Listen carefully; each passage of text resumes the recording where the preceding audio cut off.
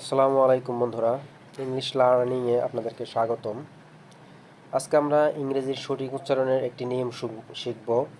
আশা করি সকলেরই কাজে লাগবে। তো চলুন নিয়মটি আমরা সকলেই দেখি।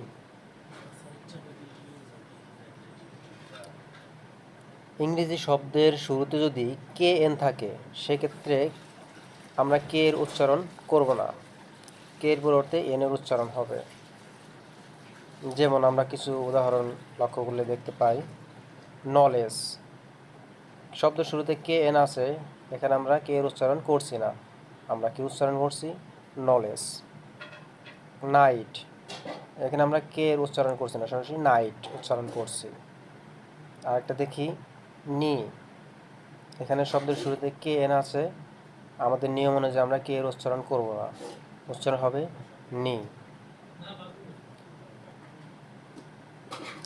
এইভাবে আমরা এই নিয়মটি প্র্যাকটিস করে আয়ত্তে রাখতে পারি। আসসালাম।